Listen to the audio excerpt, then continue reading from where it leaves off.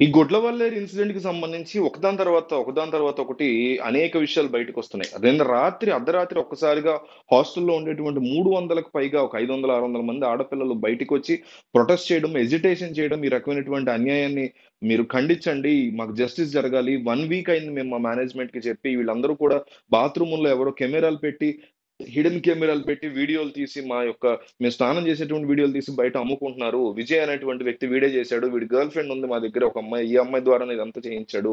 ఈ అమ్మాయి హిడెన్ కెమెరాలు పెట్టింది అనేటువంటి విషయం చాలా స్పష్టంగా క్లియర్‌గా పిల్లలు ఎజిటేషన్ చేస్తున్నా గూడా కాలేజ్ మేనేజ్‌మెంట్ 1 వీక్ నుంచి చెప్తున్నా, 10 రోజుల నుంచి చెప్తున్నా కూడా ఏమాత్రం పట్టించుకోకుండా మాకేమీ సంబంధం లేదన్నట్టుగా ఇష్టం వచ్చినట్టు ప్రవర్తిస్తూ పిల్లల్ని తీవ్రమైనటువంటి ఇబ్బందికి గురి చేస్తూ అంటే ఒక ఆడపిల్లల యొక్క మానానికి సంబంధించిందండి. మానం అంటే శరీరం.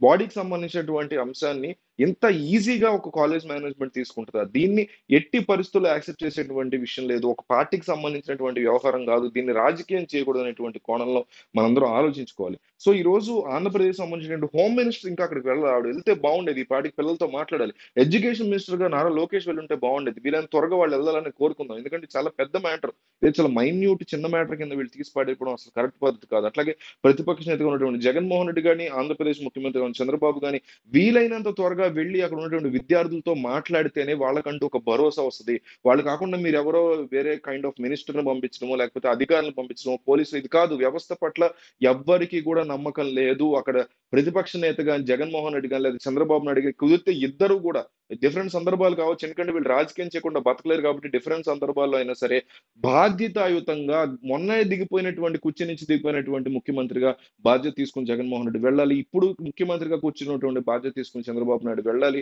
అక్కడ ఉన్నటువంటి పిల్లలకి వాళ్ళు చాలా కంగారు పడుతున్నారు. ఒక ఆడపిల్లగా ఆలోచిస్తే మనకు అర్థమవుతది. నేను స్నానం చేస్తున్నప్పుడు ఒక వీడియో ఎవడో తీసాడో అది ఇప్పుడు ఎక్కడుందో తెలీదు. అది ఎంతమంది చూస్తున్నారో తెలీదు. ఈ రకమైనటువంటి భయం ఏదైతే ఉందో ఇదసలు తట్టుకోగలుగుతదా ఏ ఆడపిల్లైనా? మీ చెల్లో, మీ అక్కో ఒక్కసారి ఆలోచిస్తే మనకు భయమేస్తది. మనల్ని ఒకసారి మనం మగపిల్లలు వేరు. అందరూ అనట్లేదు గానీ 90% ఆఫ్ మగపిల్లలు సిగ్గు, శరం లేకుండా ఉంటాం మనం. అది వేరే వ్యవహారం.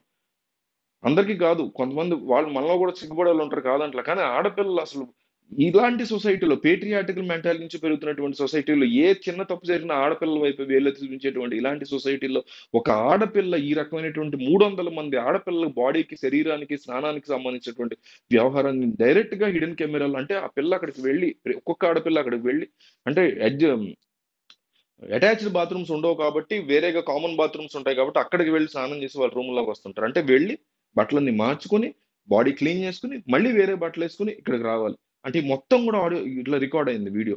ఒక్కొక్క బాత్రూమ్‌లో 10 మంది అమ్మాయిలు. అలా 28 కెమెరాలు పెట్టి 300 మంది పైగా అమ్మాయిలది వీడియో రికార్డ్ చేశారంటే దీనికి కూడా మీరు స్పందించకపోతే ఈ ప్రభుత్వాలు, ప్రతిపక్షాలు దేనికి? దీన్ని కూడా మీరు రాజకీయం చేసినంటే మీ అంత నీచులు ఎవరు లేరనేది కూడా క్లియర్‌గా అర్థమవుతుంది.